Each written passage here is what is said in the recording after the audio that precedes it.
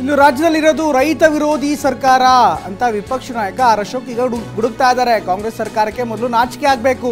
ರೈತರ ಬಗ್ಗೆ ಶಿವಾನಂದ ಪಾಟೀಲ್ ತುಂಬಾ ಕೀಳಾಗಿ ಮಾತನಾಡಿದ್ದಾರೆ ಅಂತ ವಿಪಕ್ಷ ನಾಯಕ ಆರ್ ಅಶೋಕ್ ಈಗ ಹೇಳಿಕೆಯನ್ನು ಕೊಟ್ಟಿದ್ದಾರೆ. ಟಿವಿ9 ಜೊತೆಗೆ ಹೇಳಿರುವಂಥ ಆರ್ ಅಶೋಕ್ ಈಗ ಕಾಂಗ್ರೆಸ್ ಸರ್ಕಾರದ ವಿರುದ್ಧ ಹರಿಹಾಯ್ತಾ ಇದ್ದಾರೆ. ಸರ್ಕಾರ ನಿಜಕ್ಕೂ ಕೂಡ ರೈತ ವಿರೋಧಿ, ಅವರಿಗೆ ನಾಚಿಕೆ ಆಗಬೇಕು. ರೈತರ ಬಗ್ಗೆ ಶಿವಾನಂದ ಪಾಟೀಲ್ ತುಂಬಾ ಕೀಳಾಗಿ ಮಾತನಾಡಿದ್ದಾರೆ.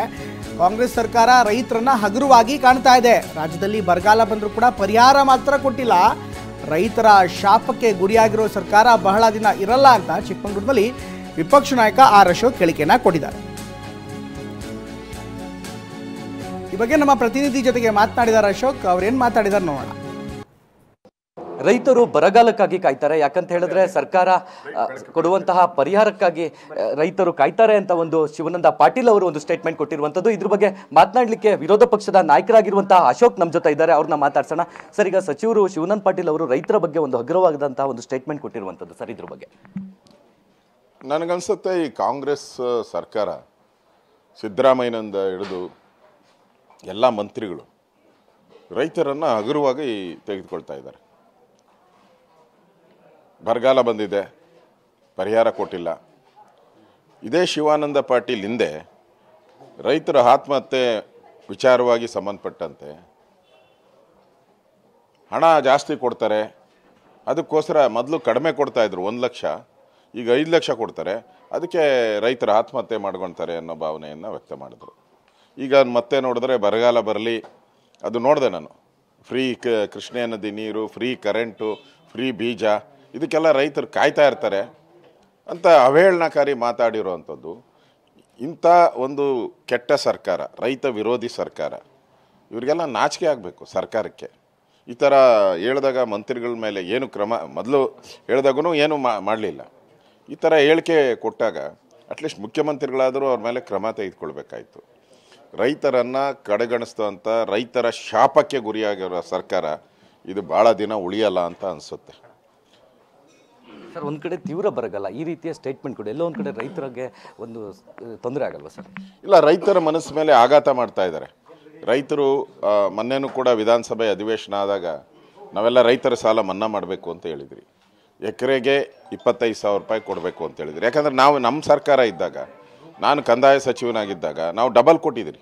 NDRF ಅಮೌಂಟ್ ಏನಿದೆ ಅದಕ್ಕಿಂತ ಜಾಸ್ತಿ ಕೊಟ್ಟಿದ್ದೀರಿ, ಡಬಲ್ ಕೊಟ್ಟಿದ್ದೀರಿ. ಈ ಸರ್ಕಾರ ಆ ಅಮೌಂಟನ್ನು ಕೊಡದೆ ಮೂಗಿಗೆ ತುಪ್ಪ ಸವರೋ ಅಂತ ಒಂದು ಕೆಲಸ 2,000 ರೂಪಾಯಿ ಕೊಡ್ತೀನಿ ಅಂತ ಹೇಳ್ತಾ ಇದ್ದಾರೆ. ಈಗ ನೋಡಿದ್ರೆ ಶಿವಾನಂದ ಪಾಟೀಲ್ ಅವರು ನಿಜಕ್ಕೂ ರೈತರ ಬಗ್ಗೆ ಅವ್ರ ಕಾಳಜಿ ಎಷ್ಟಿದೆ ಅನ್ನೋದು ಅರ್ಥ ಆಗ್ತಾಯಿದೆ. ಇಡೀ ಸರ್ಕಾರ, ಇಡೀ ಕಾಂಗ್ರೆಸ್ ಸರ್ಕಾರ ರೈತರನ್ನ ಅವಹೇಳನ ಮಾಡೋದು, ಆತ್ಮಹತ್ಯೆಗೆ ದುಡ್ಡು ಕಾರಣ ಅಂತ ಹೇಳೋದು, ಬರಗಾಲ ಬಂದಿದೆ ಅಂತ ಕಾಯ್ತಾ ಇದ್ದಾರೆ ಇವರು ಜನ, ಬರಗಾಲ ಬರಲಿ ಅಂತ. ಅನ್ನ ಕೊಡೋ ಅಂಥ ಅನ್ನದಾತನಿಗೆ ಈ ಕಾಂಗ್ರೆಸ್ ಸರ್ಕಾರ ಎಷ್ಟು ದುರಾಂಕಾರ, ಕೊಬ್ಬು, ಅಧಿಕಾರದ ಮದದಿಂದ ಮಾತಾಡ್ತಾ ಇದ್ದಾರೆ. ಇದು ಕಾಂಗ್ರೆಸ್ ಸರ್ಕಾರಕ್ಕೆ ನೋಡಿ, ರೈತರ ತಿರುಗಿ ಬಿದ್ದರೆ ನಿಮ್ಮ ಸರ್ಕಾರ 5 ನಿಮಿಷ ಉಳಿಯಲ್ಲ. ನನಗನ್ಸ್ತತೆ ಇಡೀ ರೈತ ಸಮುದಾಯ ಇದನ್ನು ಖಂಡಿಸಬೇಕು ಅನ್ನೋ ಒಂದು ಮಾತನ್ನು ಕೂಡ ಈ ಸಂದರ್ಭದಲ್ಲಿ ನಾನು ಹೇಳ್ತೀನಿ. ಇದಿಷ್ಟು ವಿರೋಧ ಪಕ್ಷದ ನಾಯಕರಾಗಿರುವಂತಹ ಅಶೋಕ್ ಅವರ ಮಾತು. ಕ್ಯಾಮ್ರಾ ಪರ್ಸನ್ ಹರೀಶ್ ಜೊತೆ ಅಶ್ವಿತ್ ಮಾವಿನಗುಣಿ, ಟಿವಿ9 ಚಿಕ್ಕಮಗಳೂರು. ಈ ರಾಜಕಾರಣಿಗಳಿಗೆ ಆವಾಗ ಏನಾಗತ್ತೋ ಗೊತ್ತಾಗಲ್ಲ. ಯಾಕೆಂದ್ರೆ ಅವರು ಮಾತನಾಡುವಂತಹ ಬರದಲ್ಲಿ ಏನೇನೋ ಮಾತನಾಡ್ಬಿಡ್ತಾರೆ. ಈಗ ಅಂಥದ್ದೇ ಒಂದು ಎಡವಟ್ಟನ್ನ ಸಚಿವ ಶಿವಾನಂದ ಪಾಟೀಲ್ ಅವರು ಕೂಡ ಮಾಡಿದ್ದಾರೆ. ರೈತರ ಬಗ್ಗೆ ಸಚಿವ ಶಿವಾನಂದ ಪಾಟೀಲ್ ಉಡಾಫೆ ಮಾತನ್ನ ಆಡಿದ್ದಾರೆ. ಬರಗಾಲ ಬರಲಿ ಅಂತ ರೈತರಿಗೆ ಮೇಲೆ ಆಸೆ ಇರುತ್ತೆ. ಬರಗಾಲ ಬಂದರೆ ರೈತರ ಸಾಲ ಮನ್ನಾದ ನಿರೀಕ್ಷೆ ಇಟ್ಕೊಳ್ತಾರೆ. ಹೀಗಾಗಿ ರೈತರು ಬರಗಾಲ ಬಂದರೆ ಕಾಯ್ತಾ ಇರ್ತಾರೆ ಅನ್ನುವಂಥ ಮಾತನ್ನು ಈಗ ಸಚಿವರು ನೇರವಾಗಿ ಹೇಳ್ತಿದ್ದಾರೆ. ಬೆಳಗಾವಿಯಲ್ಲಿ ಸಚಿವ ಶಿವಾನಂದ ಪಾಟೀಲ್ ಈಗ ವಿವಾದಾತ್ಮಕವಾದಂಥ ಹೇಳಿಕೆಯನ್ನು ಕೊಟ್ಟಿದ್ದಾರೆ. ಕೃಷ್ಣಾ ನದಿ ನೀರು ಪುಕ್ಕಟೆ ಸಿಗ್ತಾ ಇದೆ. ಹಿಂದಿನ ಸರ್ಕಾರಗಳು ಕೂಡ ವಿದ್ಯುತ್ತನ್ನು ಪುಕ್ಸಟೆ ಇದೆ. ಹಿಂದಿನ ಸರ್ಕಾರಗಳು ಸಾಲ ಮನ್ನಾ ಮಾಡಿದೆ ಅಂತ ಶಿವಾನಂದ ಪಾಟೀಲ್ ಈಗ ಹೇಳಿದ್ದಾರೆ.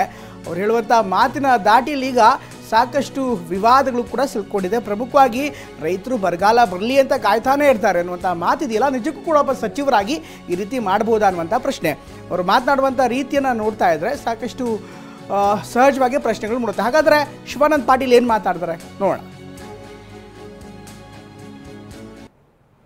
ಕೃಷ್ಣಾ ನದಿ ನೀರು ಪುಕ್ಕಟ್ಟದೆ, ಕರೆಂಟು ಪುಕ್ಕಟ್ಟದೆ, ಮತ್ತು ಬಹಳಷ್ಟು ಮುಖ್ಯಮಂತ್ರಿಗಳು ಬೀಜಾನು ಕೊಟ್ಟರು, ಗೊಬ್ಬರನೂ ಕೊಟ್ಟರು.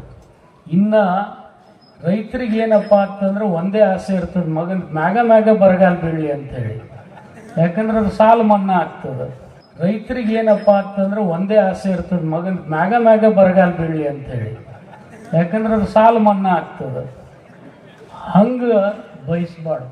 ಅದ್ರಾಗೆ ನೀವು ಬ್ಯಾಡ ಅಂದ್ರೆ 3-4 ವರ್ಷಕ್ಕೆ ಒಂದು ಸರ್ತಿ ಬಂದೇ ಬರ್ತದೆ. ಆದರೂ ಈ ಸರ್ತಿ ಬಂದದ್ದು ನೋಡಿದ್ರೆ ಇಲ್ಲಿ ಮೊನ್ನೆ ಸಿದ್ದರಾಮಯ್ಯನೂ ಹೇಳಿಬಿಟ್ಟ, ಮೀಡಿಯಂ ಟರ್ಮ್ ಲೋನಿಗೆ, ಮಧ್ಯಮ ಅವಧಿ ಲೋನಿಗೆ ನಾನು ಬಡ್ಡಿ ಬಿಡ್ತೀನಿ ಅಂತ ಹೇಳ್ಬಿಟ್ಟ. ಇನ್ನು ಕೆಲವೊಬ್ರು ಸಾಲನೇ ಸೂಟ್ ಬಿಟ್ಟಾರೆ, ನಿಮಗೇನು ಹೇಳಬೇಕಾಗಿಲ್ಲ. ಅದು ಇದೇ ಸಿದ್ದರಾಮಯ್ಯನೂ ಬಿಟ್ಟಾರೆ, ಕುಮಾರಸ್ವಾಮಿನೂ ಬಿಟ್ಟಾರೆ, ಯಡಿಯೂರಪ್ಪನವರು ಬಿಟ್ಟಾರೆ, ನಾನು ಇಲ್ಲ ಅಂತ ಹೇಳೋದಿಲ್ಲ. ಆದರೆ ಏನು ಸಂಕಷ್ಟದಲ್ಲಿದ್ದಾಗ ಸರ್ಕಾರ ನೆರವಿಗೆ ಬರ್ಬೋದು, ಆದರೆ ಸದಾ ನಮ್ಮ ನೆರವಿಗೆ ಬಾ ಅಂದರೆ ಅದು ಕಷ್ಟ ಆಗ್ತದೆ. ಯಾವುದೇ ಸರ್ಕಾರ